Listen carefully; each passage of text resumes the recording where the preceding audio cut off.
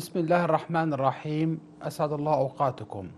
في هذه الحلقة سوف أتكلم عن مرض أو عادة أو مرض، نقدر نحكي معيشي، أو نحكي عنه عن حالة مرضية.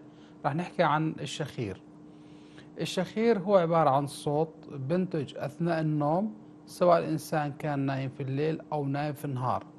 عادة الإنسان الطبيعي بيكون بينام وبتنفس عن طريق الأنف، وبكون في إغلاق للثم، وبكون مرور الهواء عادة بالأنف أكبر من مروره داخل الحلق. وهون بيكون عندنا النوم الطبيعي، بحيث أن الهواء يدخل عن طريق الأنف بطريقة معينة وبقوة معينة، بتساعد دخول إلى الرئتين بطريقة أسهل، ونتيجة لاختلاف الضغط الهوائي. وكذلك بيصير في عندنا عملية ترطيب للأنف وترطيب للهواء الداخل، وعملية تعقيم للهواء الداخل عن طريق الأنف. لكن في المرضى اللي بيصير في عندهم شخير بيكون في عندنا إشي بسموه ميكانيكال اوبستراكشن. في عندنا بيكون تسكير في مجرى التنفسي العلوي، اللي هو بيكون عادة بنتج عن تسكير نتيجة أمراض موجودة بالأنف، أو قد تكون موجودة بالجيوب الأنفية، أو قد تكون موجودة خلف الأنف، أو قد تكون موجودة في المنطقة اللي هي الحلق، أو ما يسمى بمنطقة السوفت بلت، أو ما يسمى بالبلعوم الحلقي اللي هو بسموه الطري أو البلت السوفت بلت.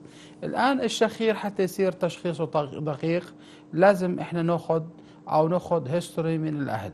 عادة إحنا بنشوف كثير مرضى عندهم حالات شخير، ونسبة الشخير عند الرجال هي أكثر من عند نسبة النساء، وقد تتراوح نسبة الشخير عند الرجال حوالي 40%. وهذا تعتبر نسبة عالية، لأنه قد يكون في البيت كمان يكون احتمال يكون في طفل عنده تضخم في نامية الأنف، أو في عنده تضخم بالحلق، أو تضخم باللوزتين، أو في عنده التهابات وصار في عنده شخير. فعادة نسبة الشخير في أي بيت هي موجودة، ونسبتها زي ما ذكرت عند الرجال بتكون حوالي 40% من الرجال. الرجال معرضة أكثر للشخير لأنهم هم بيبذلوا مجهود عضلي أكثر، وهذا بيؤدي أنه يصير في عندنا كمان نسبة شخير أكثر. الإنسان الطبيعي أثناء النوم كل عضلات جسم الإنسان بصير عليها ارتخاء، ما عدا عضلات الجهاز التنفس العلوي اللي هي بتكون مستمرة في قوتها. لكن إذا صار فيها ارتخاء، أو صار فيها إن الكنترول عليها يصير أضعف عن طريق الكنترول من الدماغ، ضعف السيطرة عليها، وارد يصير في عندنا مشاكل ضعف تنفس، أو ما يسمى بالسنترال أبنية، إنه ضعف أكسجين ناتج من الدماغ. فهذا ما يسمى بالضعف الأكسجين اللي هو السنترال. ولكن عادة إحنا هذول بنقدر نشخصهم، بنعمل بعض الفحوصات الطبية، وبنعمل ما يسمى بفحص مختبر النوم حتى نحدد المشكلة اللي صايرة، ونعرف إيش نسبة الأكسجين أثناء النوم. الأكسجين للإنسان هو أكثر شيء مهم. الأكسجين بدخل في عمليات التغيير، تنظيف الدم، بدخل في تكوين الدم، بدخل في جميع الأنسجة. أهميته كثير مهمة. الإنسان أو الدماغ بيقدرش إنه يعني يعيش لأكثر من دقائق من دون أكسجين، فبصير في عنا مشاكل لنقص الأكسجين. نقص الأكسجين أثناء النوم كمان بيؤدي إلى مشاكل، بيؤدي إلى عدم انتظام ما يسمى بالاعتدال الهرموني أثناء النوم. فبيؤدي ذلك انه الشخص انه اثناء النوم ما يصيرش في عندنا حرق كالوري، بيؤدي للشخص انه يكون في عنده ارتفاع للضغط السير، او يصير في عندنا سكري، او يصير لا سمح الله جلطات على القلب، ناتجه هذه كلها بسبب اللي هي نقص الاكسجين اثناء النوم. في اتصال ناخذه، تفضلوا. اخت ام محمد من الجزائر، تفضلي. ممكن سؤال دكتور؟ تفضلي يا اخت ام محمد. أنا في عندي عدم توازن وضغط. عدم توازن، نعم. نعم، سويت الرنين المغناطيسي. نعم. ويقولوا لي إنه في عندك سميدير. نعم. وأخذت علاجات وما في نتيجة. نعم. شو تنصحني؟ شوفي يا ام محمد، انت كم الان من العمر؟ 29 سنة. 29 سنة. شوفي يا أم محمد، إحنا فينا أسباب كثيرة للتوازن. عندنا أسباب لها علاقة بالأذن الداخلية وليست الأذن الوسطى. عندنا اسباب لها ما علاقه. في عندي الام. نعم مزبوط. في عندنا علاقة، احنا بنحكي عن أذن داخلية مش عن أذن وسطى. الأذن الوسطى عادة لو فيها التهاب أو صار فيها آلام عادة ما بتعمل الدوخة، وهذا عكس المفهوم الدارج عند الناس. الأذن الداخلية وارد أنها تعمل دوخة، مشاكل في الدماغ أو مشاكل بالمخيخ أو مشاكل بالعيون أو مشاكل في الرقبة، وارد أنها تعمل عدم توازن. الآن أنت عملت رنين مغناطيسي للدماغ، ولما تقطع الوجه حكوا لك انه في ويقولوا عندك. لي انه انا في عندك التهاب جيوب الانفيه نعم زي ما في حكيت انه في عندك. الجهه اليسرى. نعم التهاب ساينوسايتس. التهاب الجيوب الانفيه عاده ما بيعمل عدم توازن. التهاب الجيوب الانفيه عاده بيعمل صداع، تسكير في النفس، صعوبه في التنفس، افرازات خلف الحلق، لكن ما بيعمل عدم توازن. الان حتى نصل لتشخيص صحيح لحالتك لعدم التوازن لازم نعمل فحوصات اكثر. لازم ناخذ تاريخ مرضي اكثر وتفاصيل بحيث تعرف بعض التفاصيل، كيف عمليه الدوخه بتصير وكم فترتها وكم اتجاهها. ولازم نعمل بعض الفحوصات اللي هي بتكون فحوصات سمعيه وفحوصات للتوازن، تنعمل بطريقه معينه بحيث حتى نحدد ايش المشكله اللي صارت معك. لكن بشكل عام بقدر احكي لك الان صوره الرنين المغناطيسي اللي عملتيها وكان ظهر فيها في التهاب بالجيوب الانفيه، هي مش السبب للدوخه اللي بتصير في عندك، فبتحتاج تقييم ثاني وتحتاج تعمل فحوصات اللي هي لها علاقه بالسمع، فحوصات لها علاقه بمركز التوازن، حتى نحدد ايش المشكله اللي صايره عندك. زي ما ذكرت وارد السبب يكون بالاذن الداخليه، وارد السبب يكون شد عضلي بالرقبه، وارد السبب يكون عندي في الدماغ او لا سمح الله في المخيخ او في العيون. بناء على الفحص بامكاننا نحدد ايش المشكله اللي صارت عندك وبعدها تاخذ العلاج. المهم في الموضوع انك الشخص الوضع ايش الموجود عندك. يعني على سبيل المثال لو كان نحكي مثلا اللي هي اكثر اسباب بنشوفها مثلا انه يكون في شد عضلي بالرقبه. الان اذا اخذت علاج للدوخه وما حليت مشكله الشد العضلي بالرقبه، وارد بالاخير انه ينتهي وانه يصير في عندك دسك في الرقبه لانك انت ما عالجتي السبب الاصلي. فاي علاج للدوخه لازم اتجاه للسبب، بعدين ان نحل مشكله السبب الاصلي، بعدين ان ناخذ الحبوب اللي هي بتساعد على اخفاء اعراض اللي هي الدوخه، لكن في نفس الوقت انه نحل السبب الرئيسي للدوخه يا ام محمد. نرجع لموضوع الشخير. حكينا انه الانسان الطبيعي اثناء النوم بصير في عنده اعتدال هرموني، نسبة الاكسجين عادة لازم تكون فوق 90%، وهذه النسبة عادة الانسان بصير يحاول او بيقدر انه ينام عن طريق الصح، وبدخل في مراحل النوم اللي هي العميقة اللي بتؤدي انه الشخص يصير في عنده تجديد للطاقة أثناء النوم. لكن اللي بيصير إن الإنسان بيكون نايم، بيكون في عنده الدماغ مش بتكون فل ريلاكس، أو بدنا نحكي عنها بطريقة عامية إنها مش نايمة. فالصبح الإنسان بيكون عنده بصحى تعبان، عنده صداع، بينام أثناء النهار. لو صح له حتى تصل الحالات انه على اشاره ضوئيه لما تغلب من حمراء لاخضر او من احمر لاخضر انه خلال فتره بسيطه انه يحاول انه يخفى او ينام. هذا كثير مشاكل بتؤدي الى زي ما حكيت الى امراض، الى ارتفاع ضغط الانسان، الى السكري، وبتؤدي الى امراض الكآبه او بتؤدي الى مشاكل. الان الشخير بحد ذاته وارد انه يصير زي مرض اجتماعي، بيؤدي انه الشخص انه بيستطيعش ينام بالطريقه الصحيح، او حتى انه يصل لمرحله انه هو نائم انه يسمع صوت الشخير عنده.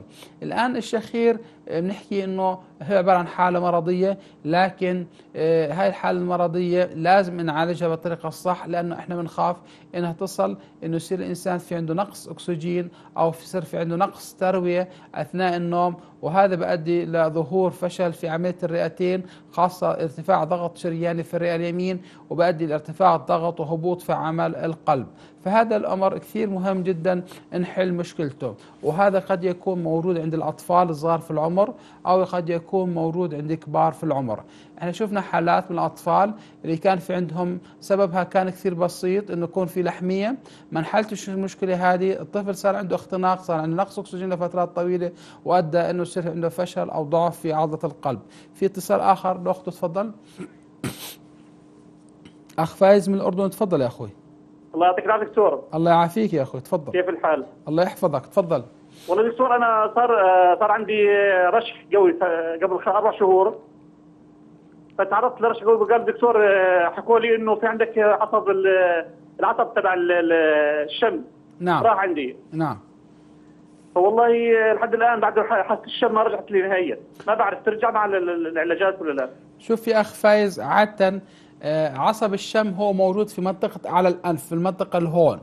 نعم. العصب الشم موجود في منطقة ضيقة، يعني في نعم. منطقة حوالي عرض حوالي فيه يعني نحكي عن بعض المليمترات، لكن بعرض حوالي بعرض حوالي 30 ملي. المنطقة ضيقة هناك. الآن أي إنسان صار عنده التهاب فيروسي، أو صار عنده مثلا التهاب عادي، أو صار في عنده لحميات، وارد أنها تضغط على العصب ويصير في عنده مشكلة، أنه يصير في عنده ضعف في العصب الشم. نعم. وهذا إذا صار الإنسان عنده ضعف في عصب الشم، وارد أنه يؤثر على كمان على التذوق، يعني صار في يصير عنده التذوق كمان ضعيف. نعم. عادة المرضى اللي بيكون فيهم ضعف في الشم ناتج عن التهاب فيروسي بيكون عندهم نتائج كويسة. بصير في تحسن على الشم، لكن بحتاج لفترة شوي، وارد انها تصل لمدة 3 اشهر حتى الانسان يصير ريكفري ويرجع عصب الشم انه لوضعه الطبيعي زي ما كان في الاول. الإنسان عادة إذا صار في تأخير فترة أطول من هيك، عادة بنحتاج إن نعمل صورة للجيوب الأنفية وصورة لمنطقة العصب حتى نتأكد إنه ما صارش تسكير في مجرى الجيوب، أو ما صارش مثلا عندنا لحميات عملت ميكانيكال اوبستراكشن على العصب، يعني ضغطت على العصب وما صارش في مكان أو ما صارش في مجال إنه يوصل الهواء له. لكن بشكل عام المرضى اللي بصير في عندهم التهاب فيروسي بيكون نسبة إنه يرجع الالتهاب أو يرجع وضع العصب لوضعه الطبيعي بتكون نسبة أفضل، خاصة من المرضى اللي بيصير في عندهم لا سمح الله قطع للعصب نتيجة مثل حوادث السير، هذا عادة بيكون في عندهم صعوبة أكثر في الرجع حالة الشم. لكن المرضى اللي بيكون في عندهم التهاب فيروسي عادة بيكون نسبة إنه يرجع للشفاء بتكون نسبة عالية بإذن رب العالمين. لكن إذا تأخرت أكثر من الفترة بعد أخذ الأدوية لازم نعمل فقط صورة للجيوب الأنفية أو صورة طبقية للجيوب الأنفية ونشوف إيش الوضع الداخلي اللي صار، وبناء عليه الدكتور الأنف وأذن الحنجرة بيتخذ القرار المناسب في طريقة الحل هذه المشكلة يا أخ فايز، وسلامتك إن شاء الله. الآن الإنسان الطبيعي زي ما ذكرت إنه إذا نام بالطريقة الصح أو نصل لنسبة أكسجين عالية فبكون في عندنا نوم صحيح، الإنسان أخذ النوم الكفاية. النوم من أثناء الليل جسم الإنسان ببرد فيه، وهذا البرودة بتؤدي إنه يصير يساعد جسم الإنسان على إنه يحرق كالوري أكثر ويعمل زي إنه نقدر نحكي إنه تخفيف أو رجيم، رجيم رباني أو رجيم سبحان الخالق أثناء النوم. الآن أي إنسان وارد يصير في عنده تسكير في هذا المجرى، واحنا بنشوف حالات كثير انه مرضى براجعونا بالعياده بيقولوا دكتور انا عندي مشكله، انا عندي شخير، انا عندي انحباس نفس بالليل، ما بقدر بنامش اثناء الليل، او وصلت لمرحله اذا كان طفل صغير انه الاب انه يسهر ساعتين مثلا مع طفله بعدين الام تيجي تسهر سهرين، خايفين على الطفل انه يصير في لا سمح الله نقص اكسجين او يصير عنده ازرقاق او نقص اكسجين او يصير في عنده الموت المفاجئ اثناء النوم. اللي بدنا انوه بهذا الموضوع انه مرض انحباس النفس اثناء النوم مرض خطير، مرض صامت، حل مشكلته كثير مهمة، ووارد أن تكون أحد الأسباب الرئيسية لارتفاع ضغط الإنسان، أو وارد يكون أحد الأسباب كمان لارتفاع نسبة السكر. فهذا كثير مهم أي إنسان أنه يتابع هذا الموضوع ويتأكد هذه المشكلة مش موجودة عنده، وبناء عليه يتخذ الإجراءات. الآن أكثر أشياء إحنا بنحكي عنها رح نحكي إحنا بنشوفها أسباب للشخير. في عندنا أسباب كثيرة لكن راح أذكر أكثر سببين أو أكثر أشياء بنشوفها في العيادة، وأكثر شيء رح نقسم لجزئين. جزء بنشوفه عند الأطفال أو ما يسمى بصغار العمر أو لغاية العمر حوالي 10 سنوات، وبعدين بنقدر نحكي عن بنشوفه في السن الأكبر من هيك. أكثر شيء عادة بنشوفه عند الأطفال هو ما يسمى بتضخم ناميات الأنف أو ما تسمى لحميات خلف الأنف، اللي هي عبارة عن جزء ما يسمى من ويلدر رينجز اللي هو عبارة عن جهاز ليمفاوي. هذا الجهاز الليمفاوي هو بتكون بداية التخلق عند الطفل وبستمر وظيفته عادة لغاية عمر شهرين، وبيكون منتشر حوالين الأنف وفي حوالين اللوزتين وبداية مجرى الأكل وبداية مجرى الهواء. بيكون وظيفته في الفترة هذه كثير قوية لأنه بيكون الليمفوسايت لساتها مش متكونة في الدم، فبيعمل على جزء مناعي خط دفاع بمانع عن الإنسان. نشوف الصورة رقم 1 لو سمحتوا. بهذه الصورة احنا بنشوف هذا الطفل كأنه ناقصه أكسجين، وجهه شاحب، وبنشوف انه فاتح ثمه، ووارد انه حتى يصير الطفل انه يصير في عنده ينزل زي صلايبه او لعاب من اطراف من الثم، نتيجه انه هذا الطفل مش قادر يتنفس من الانف. الان الانسان الطبيعي لازم يتنفس من الانف، اذا ما تنفسش من الانف بصير عندنا مشاكل بالفك العلوي. مشاكل الفك العلوي عادة بتصير منطقة الأسنان العلوية بتكون ضيقة أو بتصير عالية نتيجة لفتح الأنف، وهذا الأطفال بيحتاجوا إنه بعد على عمر لما يكبروا على عمر 12-14 سنة إنه يحتاج يعملوا تقويم أو إعادة تقييم للأسنان، بحيث إنه وارد إنه يحتاجوا تقويم في المستقبل. الآن وجود اللحمية والتنفس عن طريق الأنف عن طريق الثم بخلي الجيوب الأنفية الموجودة حوالين الأنف إنه ما يصيرش فيها تضخم، ما يصيرش فيها نمو صحيح، وبصير في عنا إنها اللحمية الموجودة خلف الأنف بتدفع الفك للأمام، وإن شاء الله إحنا بنشوفها في الصورة اللي بعدها. نشوف الصورة رقم 2. هنا بالصورة بنشوف انه كيف الشكل الجانبي للطفل عانى فترة طويلة انه صار عنده مشكلة في نتيجة للحمية وانها ما تعالجش بالطريقة السليمة، فصار في عندنا انه المفصل التحتاني او الفك التحتاني داخل لجوا، والفك الامامي او العلوي صار له بروز مع الاسنان، وهذا ما يسمى بمنطقة اللي هي الادينويد فيس او وجه اللحمية. والسبب كثير بسيط وحله كثير كان بسيط اذا عولج في الفترة اللي هي قبل ما يصير هذه المضاعفات. الآن احنا حكينا هذا السبب يكون انه وجود لحمية، هذه اللحمية بتكون موجودة خلف الأنف، هي بتدفش الفك. خلينا نشوفها في الصورة اللي بعدها رقم 3 إذا في مجال. هنا الصورة واضحة، في منطقة اللي هي بسموها اللارج ادينويد اللي هي عليها السهم اللي هي رقم تقريبا نحكي عن رقم 1 جاية بالمسمى. احنا بنشوف انه في عنا الاشي الاسود هذا مجرى الهواء، هذا مجرى الهواء اللي هو موجود داخل الانف، لازم يتصل مع مجرى الهواء الموجود في الرقم 2 او بنزل لتحت عند بداية الحنجرة عند منطقة الاسود من تحت، فلازم الخط الاسود يلتقي مع الخط الاسود للهواء، لكن بنلاحظ انه في اشي قاطعه بالنصف خلف الانف، وهذه ما تسمى هذه اللحمية. هذه اللحمية كمان بتدفش الفك للامام، فهون بصير في عندنا مشاكل بالإضافة لنقص الأكسجين أثناء النوم، بصير عندنا مشاكل تجميلية بالفك، وعادة هذه المشاكل التجميلية بالفك لازم نحلها قبل ما نتوجه نعمل جراحة للفكين أو للتقويم. فأي طفل في عنده إنه لساته بتنفسش من أنفه بتنفس من ثمه، فهو عادة هذا الطفل مش راح ينفع معاه أو مش راح يصلح معاه تقويم الأسنان، لأنه السبب الأصلي إنه ما نحلش. فأي طفل أو أي إنسان بحاجة لتقويم الأسنان لازم إحنا نشيك على مجرى التنفس من الأنف إنه سليم، وإنه بأخذ الهواء الصح بحيث حتى ينجح عنده عملية التقويم. وعادة زملائنا أطباء التقويم بيكونوا عندهم علم بهذا الموضوع وبقيموا الموضوع بشكل الصحيح إن شاء الله. الآن إذا إحنا تعاملنا مع الشخص اللي عنده انحباس النفس أو عنده الشخير بطريقة صحيح، إحنا بنصل إلى مرحلة إن نحل المشكلة هذه قبل المضاعفات.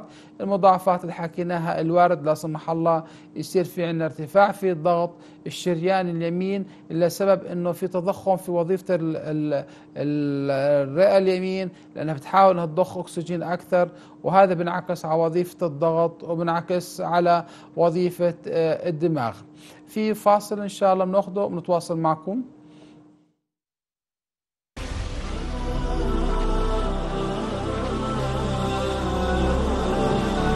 كيفتv.com. أنا الوفاء أمتاز بجمال الكلمة وعذوبتها، أحرفي رقيقة تخرج من أفواهكم لتعبر عما يسكن في قلوبكم من مشاعر وما يختلج في الوجدان. تسقى تلك الكلمات بماء المحبة والعطاء لتثمر المودة والسكن. وما أروع حينما أسطر ذلك بين الزوجين لتخرج قصة يرويها لكم الزمان بصور وتضحيات. تدل على صدق الإحساس والشعور تجاه الآخر، وعلى قوة الترابط والتماسك، وعمق المحبة والألفة والمودة بينهما. وبعد وفاة أحدهما يظل يذكره ويحن لمجالسته والحديث والسمر معه، فأركان المنزل وزواياه تذكره به. رائحته الزكية ما زالت تعج بالمكان، وذكره الحسن يملأ الأكوان، فلا يشعر إلا بدمعات الشوق تنساب من عينيه وتقع على وجنتيه، فيعالجها بالدعاء بأن يجمعه المولى به في أعالي الجنان. فأنا لا نهاية لعمري ولا أشيخ مهما بلغت من السنين، ويبقى عنواني الذكرى الجميلة خالدة في الأذهان.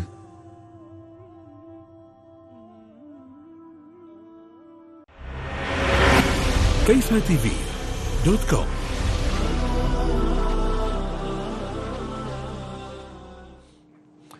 زي ما حكيت، أهلا وسهلا بكم من جديد. زي ما حكيت إنه إذا كان التشخيص السليم وعملنا الفحص بالعيادة وأخذنا التاريخ المرضي للطفل، ونستطيع نعمل منظار بسيط بالعيادة وأن نصل للتشخيص ونعرف السبب، بإمكاننا نلجأ للعلاج. عادة إذا كانت موجودة في ناميات لحميات مسكة مجرى النفس، بتحكي عن أكثر من 60% 70% من المجرى، والطفل عنده مشاكل، بنستطيع أن نعمل عملية استئصال ناميات الأنف أو لحميات الأنف.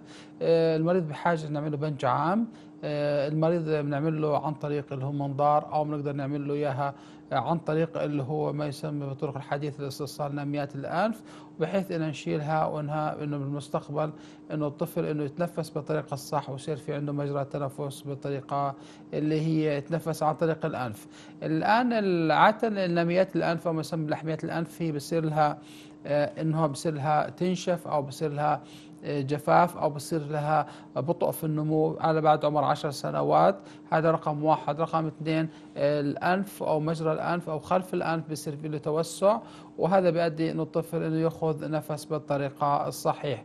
فهذا كثير إنه مهم إنه نقيمه بحيث إنه قبل ما يصل عمر 10 سنوات. في اتصال آخر نأخذه، تفضلوا. تفضل أخت نوال من السودان. نعم، انفصل الخط. اوكي. الان حتى احنا قيمنا هذا الوضع، احنا بنعمل عمليه، مده العمليه ما بتتجاوز حوالي ربع ساعه. بنعمل بنج خفيف. رجع الاتصال. تفضل اخت ام سلطان من السعوديه. الو. تفضل يا ام سلطان. ايوه سمحت. ايوه كلمة دكتور. تفضل يا ام سلطان، سامعك. ايوه سمحت، هذا بس مرة يجيني بسرعة كثير. تفضل يا اختي، شو السؤال؟ بس مرة يجيني كثير رعاف، مرة كثرة. ايش السؤال؟ مرة كثرة يعني أظن تعرضت للحر كذا، مرة يجيني. ايش يجيكي مرة؟ ايش؟ تعرضت للحر. بس أنف واحد. بس أنف واحد. يعني أنت تتنفسي من أنف واحد فقط؟ كيف؟ يعني أنت السؤال إنك تتنفسي بس من أنف واحد؟ ايوه بس أنف يعني كثير مرة يعني. بس يعني يجي رعاف إذا خصوصا تعرضت للحر مرة.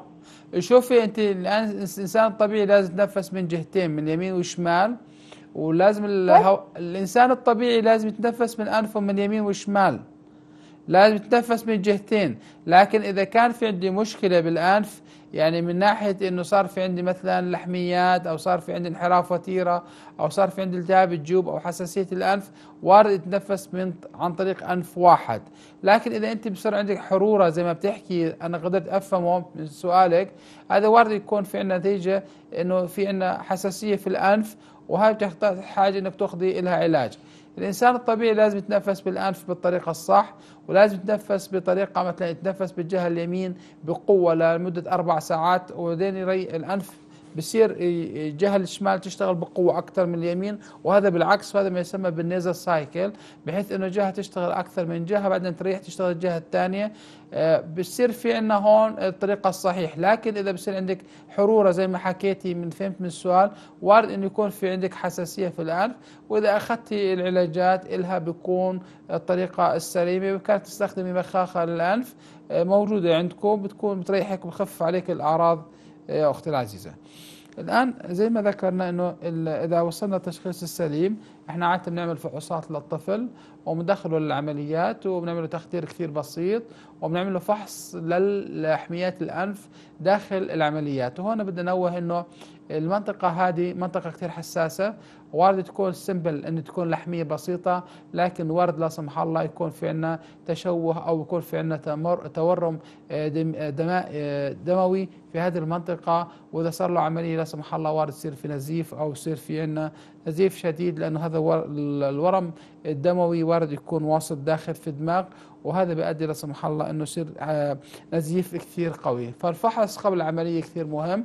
الفحص المنطقه اول شيء عن طريق ما يسمى بالمرآة، بعدين ان نعمل فحص ان نقيس او نعمل فحص باص الاصابع ان نتاكد انه ما فيش فيها بلس او ما فيش فيها ضربات قلب او فيها ضربات موجوده في المنطقه هذه، بحيث ان نتاكد انه تشخيص كان عندنا سليم. الشكل تبعها عاده بيكون زي الشكل رجلين البطه، بيكون لها تركيب معين، بنستطيع ان نشيلها عن طريق الطرق الحديثه بحيث انها يصير لها التحام وانه الطفل يرجع والشخير يخف عنه. الان في الكبار في العمر الامور شوي بتختلف، وعاده اكثر مشكله بتكون عندنا ناتجه عن اللي هي ارتخاء او بصير في عندنا مرور الهواء في منطقه ضيقه، وخاصه في منطقه ما يسمى بالسوفت بلت. الان نشوف الصوره رقم 5.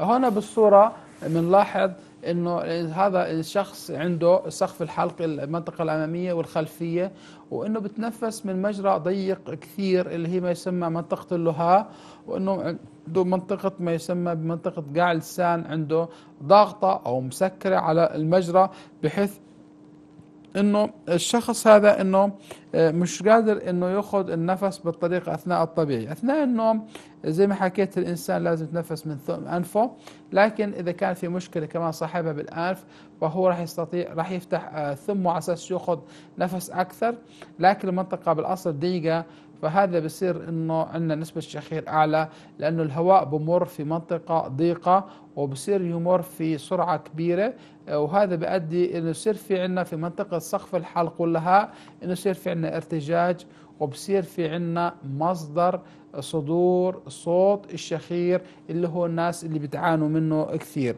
فهي المنطقة كثير حساسة إنه نفحصها ونشوف إنه المقياسات تبعها طبيعية أو صار في عندنا رخاوة لسقف الحلق. إذا صار في عندنا رخاوة لسقف الحلق لازم نحل مشكلة الأنف بالأول، بعدين نتجه لحل مشكلة ما يسمى بسقف الحلق. نشوف الصورة اللي بعديها.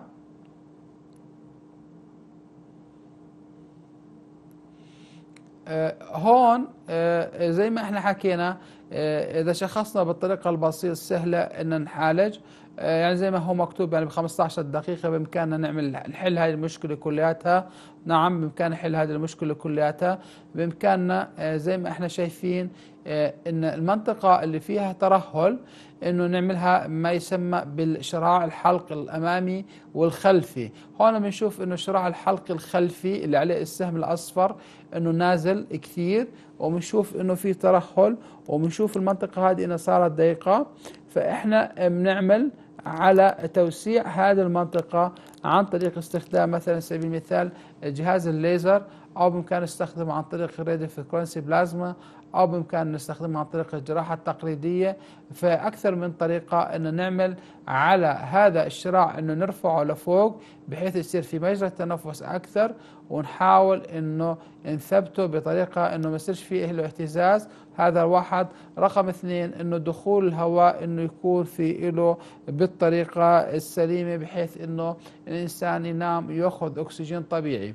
الانسان اثناء النوم اذا كان نومه مش سليم او في عنده نقص باكسجين بحاول انه ينام على يحاول انه يرجع ركبته لاكثر، او بحاول انه يرفع مخدات اكثر على اساس يوسع المسافه ما بين سقف الحلق ومنطقة قاع اللسان. هذا التوسيع لسقف الحلق أو مال اللسان بيؤدي انه يصير كمان انه يحاول يوسع المسافه. احنا عن طريق هذه العمليه البسيطه عن مدتها 15 دقيقه، والان بامكاننا نعملها اذا كان الشخص متعاون معنا، او اذا كان الشخص قادر يعملها اثناء البنج الموضعي، بامكاننا نعملها حتى عن طريق البنج الموضعي في العياده، وبتكون حل المشكله كثير بسيط، والانسان بتفادى مشاكل ومضاعفات ناتجه عن الشخير او ناتجه عن انه انحباس النفس اثناء النوم. هذه احد الاسباب احنا بنعملها او بنحل المشكله فيها.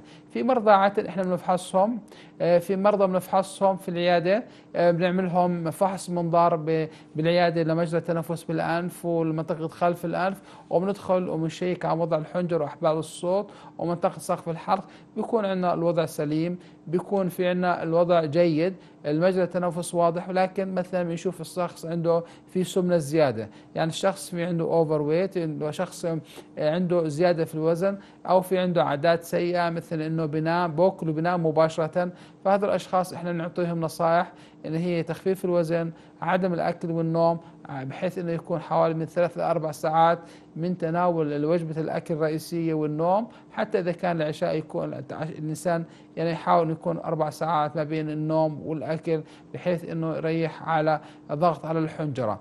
تنزيل الوزن كثير مهم هون، بحيث انه يؤدي انه الشخص انه يحاول انه يصير فيه ضغط، يخف الضغط على الجهاز التنفسي العلوي. لكن في نفس الوقت انه اذا كان الشخص ما عنده تسكير في مجرى التنفس العلوي سواء بالانف او بالحلق، فهو وارد هون يصير في عندنا زي ما ذكرت في البدايه انه عمليه الاعتدال الهرموني، حرق الكالوري عنده ضعيفه، وهذا بيؤدي انه الشخص بيصير في عنده السمنه الزياده اثناء النوم، بيصير يجمع الكالوري وما بيصيرش في حرق، وبصير في عنده نصاحه ناتجه عن ضعف ترويه الاكسجين اثناء النوم. فهذا حلها اللي هي عن طريق انه نحل هذه المشكله اللي هي عن طريق ازاله هذا الميكانيكال اوبستراكشن اللي هو موجود، قد يكون بالانف، قد يكون سبب انحراف الوتيره، قد يكون سبب وجود لحميات الانف التحسسيه او التهابيه، او قد يكون مشكلته انه يكون في عندنا مشاكل في منطقه البلعوم الانفي، او يكون في عندنا مشاكل في سقف الحلق وترهله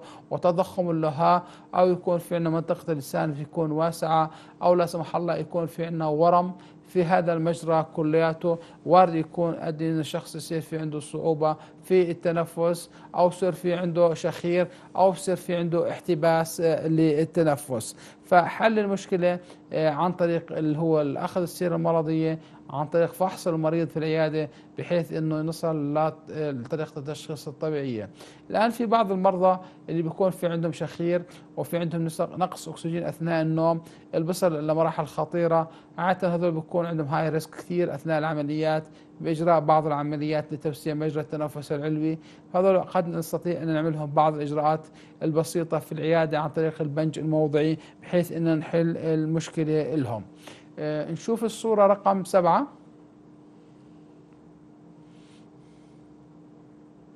هنا بالصورة بنلاحظ انه في صورة على الشمال، في صورة على اليمين، في صورة اللي بيفور قبل. الآن بنشوف انه الانسان فاتح لسانه، بنشوف من الخلف انه مسكر، يعني انه صار في حيط اللهاء بنشوفها مش يعني مبين بس اعلى جزء منها، ولكن الجزء السفلي مش مبين، وبنشوف انها مسكره، يعني انه مجرى الهواء بيكون في عندنا مسكر بحيث انه الشخص ما بيقدرش ياخذ نفس. الان في الصوره اللي بعدها اللي هي افتر بعد العمليه بنشوف انه صار في عندنا مجرى للتنفس، بحيث الشخص اخذ نفس او صار يقدر يستطيع انه يدخل الاكسجين من منطقه الحلق. في هذه الصورة الثانية اللي هي أحد الأسباب الرئيسية أنه يصير في عندي ما يسمى بلحميات الأنف. هذا ما يسمى نتيجة للالتهاب عادة، أو قد يكون سببه أنه يكون في عندنا حساسية في الأنف، أو وارد يكون في عندنا اللي هو فطريات في الأنف، أو وارد يكون لا سمح الله في بعض المرضى اللي بياخذوا أسبرين بصير عندنا مشاكل في عندهم، بصير عندهم حساسية، أو مرضى اللي بصير في عندهم ضعوفة في حركة مجرى اللي هي الشعيرات الموجودة في جهاز التنفس العلوي، فبصير في عندهم لحميات. هذه اللحميات بالأنف وارد إنها تعمل تسكير كامل لمجرى التنفس في الأنف اليمين والشمال، وهذا بيؤدي شخص يصير في عنده شخير أو يصير في عنده نقص أكسجين أثناء النوم. فالآن التشخيص نقص الأكسجين كثير مهم عن طريق أنه نعمل الفحص البسيط الروتين اللي بيعمله أي طبيب أنف وأذن حنجرة بالعيادة، اللي هو بواسطة استخدام ما يسمى بالنيزل سبيكولم. بنفحص المنطقة، بندخل في المنظار، بنشوف إيش الداخل اللي صار من جوا، وإيش مشكلة تسكير المجرى التنفس. للأسف إحنا لساتنا بنشوف حالات الآن لمرضى بيعانوا من شخير نقص أكسجين لهم سنوات، أو بأخذوا أدوية ضغط أو بأخذوا أدوية سكر، وبكون السبب إلها إنه شخص إنه أثناء النوم مش نايم بالطريقة الصح، ما صارش في عنده اعتدال هرموني للشخص. فهون المشكلة. كمان في نفس الوقت في كثير من المرضى بخاف مثلا لما يكون عنده لحمية ظهرت في أنفه، أو في منهم حتى بصير إنها تظهر من خارج الأنف، بخاف إنه يراجع الطبيب لأنه بخاف إنها تكون لا سمح الله ورم، أو تكون إنه فيها ورم خبيث، وبحاول إنه يبتعد أو بحاول إنه يتهرب، بحيث إنه يصير بخاف إنه من تشخيص إنه يصير عنده سرطان أو يصير في عنده من هذه المشكلة، ولكن هذا كلام مش مزبوط. فأي إنسان يشوف أثناء الفحص أثناء يعني حياته الطبيعية إنه بإمكانه يشوف مثلا إنه كان مجرى التنفس صار عنده كويس، الإنسان صار في عنده مثلا لحمية طلعت في أنفه، أو لا سمح الله صار في عنده تضخم، أو صار في عنده ورم بالرقبة لفترة شوية، بنحكي عن 3 أسابيع أو لمدة شهر، فهذا الشخص لازم يراجع الطبيب بالطريقة الصح والأسرع، لأنه هون بيكون عندي تشخيص كثير بسيط. وإذا كان لا سمح الله عندي ورم، حتى إيش ما كان ورم تركيبته، حتى نحكي عن ورم سرطاني، بإمكاننا أن نتفاداه وأن نحل مشكلته.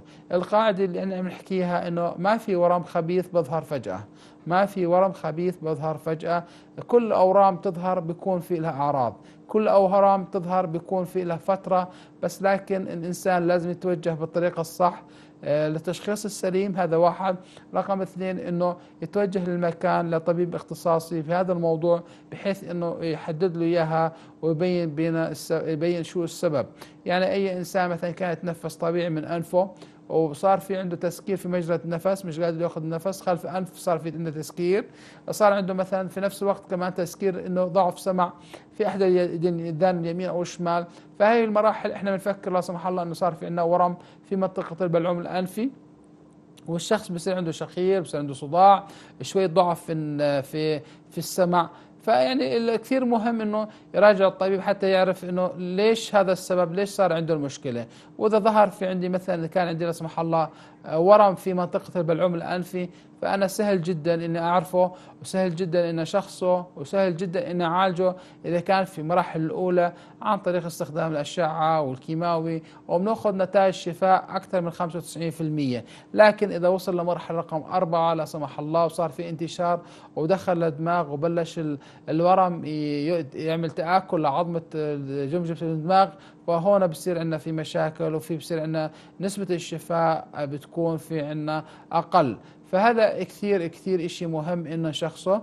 في نفس الوقت إحنا حكينا إنه في بعض الأعراض كثير لازم نهتم فيها، مثلا إن الشخص صار ينزل مثلا من أنفه مع الإفرازات الأنف صار ينزل مشحات من الدم، الأنف صار سكر في مجرى فجأة، أو صار في عنده تسكير في مجرى التنفس خلال فترة مثلا شهر شهرين، صار صعوبة يتنفس من الأنف، صار في عنده ضغط على دانه، صار في ضعف في السمع.